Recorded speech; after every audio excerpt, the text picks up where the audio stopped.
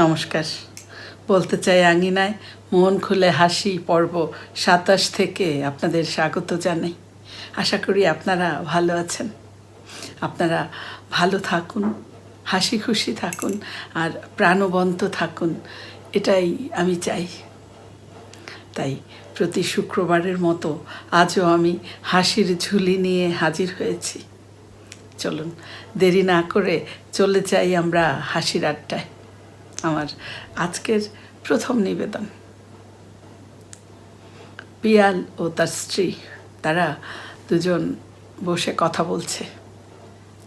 তো পিয়ালের স্ত্রী পিয়ালকে বলছে যে গত বছর আমার জন্মদিনে তুমি আমাকে একটা লোহার খাট বানিয়ে দিয়েছিলে। তো পিয়াল এটা শুনে বলছে, দিয়েছিলাম, তো কি হয়েছে? এবার স্ত্রী বলছে যে তাহলে এবারের জন্মদিনে তুমি আমাকে কি দিচ্ছ বলো তো শুনি। পিয়াল উত্তর দিল, ভাবছি এবারের জন্মদিনে সেই লোহার খাটে বিদ্যুৎ সংযোগ দিয়ে দিব।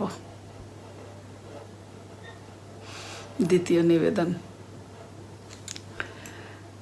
কয়েকদিন পর, অর্থাৎ অনেকদিন হোস্টেলে থেকে মেয়ে বাড়িতে এসেছে। তো মেয়ে তাদের বাসার যে ফ্রিজ খুলে সে দেখে ভিতরে একটা অত্যন্ত সুন্দরী, সুশ্রী এবং বেশ স্লিম ফিগারের একটা মেয়ের ছবি রাখা আছে। খুব সুন্দর একটা মেয়ের ছবি। তো এটা দেখে মেয়ে খুব অবাক হয়। সে ছুটে মায়ের কাছে চলে আসে, এসে বলে, মা, এটা কি ব্যাপার? ফ্রিজে এরকম একটা সুন্দর মেয়ের ছবি রেখে দিয়েছ, কি ব্যাপার মা? এবার সেই মা বলছে মেয়েকে যে ছবিটা এই যে রাখলাম, মূলত এটাকে বলে পিকচার ডায়েট। মানে ফ্রিজ খুলে যখনই আমি খাবারে হাত দেব, এই ছবিটা আমার চোখে পড়ে, আর তাতে করে আমি আর খেতে পারি না। মনে মনে ভাবি যে ওর মতো সুন্দর আমাকে হতে হবে, এটা ভাবি, আর আমি খাবারটা আর নিই না, রেখে ফ্রিজ লাগিয়ে দিই। তো মেয়ে বলছে, বাহ, বেশ ভালো বুদ্ধি তো, তা এটা দিয়ে তুমি উপকার পাচ্ছ? এবার মা উত্তর দিচ্ছে যে পাচ্ছি, আবার পাচ্ছিও না। মেয়ে বলছে, এইটা আবার কেমন কথা হলো? পাচ্ছ আবার পাচ্ছও না, কেমন কথা বলছো? এবার মা বুঝিয়ে বলছে যে এই যে আমি ফ্রিজ খুলে আবার লাগিয়ে দিই, খাই না, এতে করে আমার 8 কেজি ওজন কমে গেছে। কিন্তু উল্টো সমস্যা হয়েছে তোর বাবার ক্ষেত্রে। তোর বাবা এখন বেশি বেশি করে ফ্রিজ খোলে, আর তাতে তার 10 কেজি ওজন বেড়ে গেছে। তৃতীয় নিবেদন। এক বিবাহিত পুরুষ আর এক অবিবাহিত পুরুষের মধ্যে কথা হচ্ছে। তো বিবাহিত পুরুষটা অবিবাহিত পুরুষটিকে বলছে যে আমার মনে হয় এই যে লাভ ম্যারেজ আর অ্যারেঞ্জ ম্যারেজ, এই দুটার মধ্যে তুলনা করাটা খুব হাস্যকর, এটা বলছে বিবাহিত পুরুষটি। তো অবিবাহিত পুরুষটা বলছে যে কেন তুমি এই কথা কেন বলছো?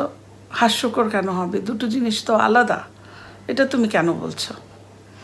এবার সেই বিবাহিত পুরুষটি বলছে যে কারণ এটা আত্মহত্যা আর খুন হবার মতো তুলনা। এবার চতুর্থ নিবেদন। এক ডাক্তারখানার গল্প। এক বয়স্ক লোক চোখের ডাক্তার দেখাতে এসেছেন ডাক্তারখানায়। তো তিনি ডাক্তারবাবুকে জিজ্ঞেস করছেন যে ডাক্তারবাবু, আমি এই চশমাটা পরলে কি বইয়ের পড়া পড়তে পারবো? ডাক্তারবাবু বলছেন, হ্যাঁ পারবেন, আপনার চোখ অনুযায়ী পাওয়ার দিব, আপনি পারবেন। তো এবার সেই বয়স্ক লোক বলছে যে তাহলে দিন চশমা, দিন, এইবার আমি দেখব যে ওরা কিভাবে আমাকে মূর্খ বলে। বয়স্ক ভদ্রলোক বলছে। এরপর পঞ্চম নিবেদন। মেয়ে প্রেম করছে, এটা বাবা শুনতে পেল, মেয়ে প্রেম করছে। তো এটা শুনে বাবা সেই প্রেমিককে খবর দিল। তো সেই প্রেমিক আসতেই প্রেমিকের ইন্টারভিউ নেওয়া শুরু হয়েছে। প্রেমিক মেয়ের বাবার কাছে ইন্টারভিউ দিচ্ছে। মেয়ের বাবা প্রেমিককে বলছে যে তুমি কি আমার মেয়ের সব ইচ্ছা পূরণ করতে পারবে? প্রেমিক বলছে জি পারবো। এবার মেয়ের বাবা বলছে যে এতটা শিওর তুমি কিভাবে হচ্ছ? এবার প্রেমিক বলছে যে কারণ আপনার মেয়ে বলেছে আমাকে ছাড়া সে আর কিছুই চায় না। ষষ্ঠ নিবেদন। এবার আপনাদেরকে বাঙালির বুদ্ধির কথা বলবো, বাঙালির মাথায় অনেক বুদ্ধি, এমন একটা গল্প বলবো। তো তখন জাপানে জমি বিক্রির সাথে সাথে হাইট বিক্রি হতো, অর্থাৎ নিচে হাত মেপে যে জমি বিক্রির যে পদ্ধতি সব জায়গায় আছে, সেরকম জমির সাথে সাথে আবার হাইট বিক্রি হতো। তো একবার এক বাঙালি এরকম জমি কিনলেন, তো হাইট কিনলেন 20 হাত। তারপর তিনি এটা জানতে পারলেন যে ওনার মাথার উপর আবারও হাইট বিক্রি হবে। তো এটা তার কাছে খুব বিরক্ত লাগলো যে এটা আবার কেমন কথা, মাথার উপর আবার আরেকজন বাড়ি করবে, এটা তার কাছে ভালো লাগলো না। তারপর বাঙালি বলে কথা, মাথায় দুষ্ট বুদ্ধি এলো। সে করলো কি, 20 হাত কিনেছে, তার মধ্যে 18 হাতের মধ্যে সে বাড়ি করলো, 18 হাত হাইটে সে বাড়ি করলো। তারপর সেই বাড়িওয়ালা, সেই জমির মালিক যখন আরেকজনকে নিয়ে আসলো, আরেকজন খদ্দের, সেই খদ্দের যখন দেখছিল, তখন সে বাঙালি বলছে যে ভাইজান আপনি বিক্রি করছেন করুন, কিন্তু আপনার তো মনে আছে আমি 20 হাত কিনেছি। তো সেই জমিওয়ালা বলছে হ্যাঁ মনে না থাকার কি আছে, এটা তো এগ্রিমেন্ট আছে। তো এবার বাঙালি বলছে তো সেই এগ্রিমেন্ট অনুযায়ী আপনি 20 হাত রেখে তারপর বাকিটা বিক্রি করবেন, কারণ আমি কিন্তু 18 হাতে বাড়ি করেছি। তো এবার তো সেই জমির মালিক বিপদে পড়ে গেল যে তাহলে সেই 2 হাত কীভাবে রাখবো, এটা কোনো কথা, কি বলছেন আপনি? এরকম যখন দেখলো যে এরকম একটা সমস্যা, তো সে বাঙালি উত্তর দিল এই 20 হাত আমার খুশি, আমি যদি 10 হাতে বাড়ি করি পরে আমি 10 হাতে করবো, এটা তো আমার ব্যাপার, আমি কিনেছি, আমার খুশি মতো আমি করব।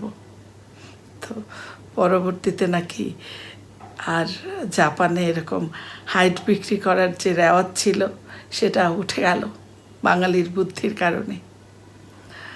তো এটা আমার শোনা গল্প। আর আপনারা জানেন তো যে শোনা কথায় কান দিতে নেই। সপ্তম নিবেদন। এক শিক্ষক ছাত্রকে বলছে তুমি বড্ড বেশি কথা বলো, এত কথা বলো কেন তুমি? এবার ছাত্র বলছে স্যার এটা আসলে আমার পারিবারিক সূত্রে পাওয়া। শিক্ষক বলছে মানে কি বলছো, বেশি কথা বলা আবার পারিবারিক সূত্রে পাওয়া মানে? এবার ছাত্র বুঝিয়ে বলছে স্যার আমার দাদার বাবা উনি ছিলেন ফেরিওয়ালা, আমার দাদা ছিলেন শিক্ষক, স্যার আমার বাবা রাজনীতিবিদ। সর্বশেষ নিবেদন। এক ভদ্রলোক তার স্ত্রীর গালে একটা চড় মেরে বললেন যে যাকে মানুষ ভালোবাসে তাকেই মারে। এবার স্ত্রী কি করলো, স্ত্রী স্বামীর গালে দ্বিগুণ জোরে ঠাস করে একটা চড় দিয়ে বলল তুমি কি ভাবো আমি তোমাকে ভালোবাসি না? অসংখ্য ধন্যবাদ যারা এতক্ষণ হাসির আড্ডায় ছিলেন এবং মন খুলে হেসেছেন। হাসি এটা আসলে শরীরের মহা ঔষধ, পেইন কিলার, এবং আরও অনেক সমস্যার সমাধান করে। যারা হাসতে পেরেছেন আপনাদের অসংখ্য ধন্যবাদ, যারা পারেননি আপনারা চেষ্টা করুন। যদি ভালো লাগে লাইক দিন, শেয়ার করে ছড়িয়ে দিন, সাবস্ক্রাইব করে বলতে চাই এর পাশে থাকুন। আবারও আগামী শুক্রবার এরকম হাসির ঝুলি নিয়ে আমি ফিরে আসব। ততক্ষণ আপনারা খুব ভালো থাকুন, সুস্থ থাকুন আর মন খুলে হাসতে থাকুন। শুভরাত্রি।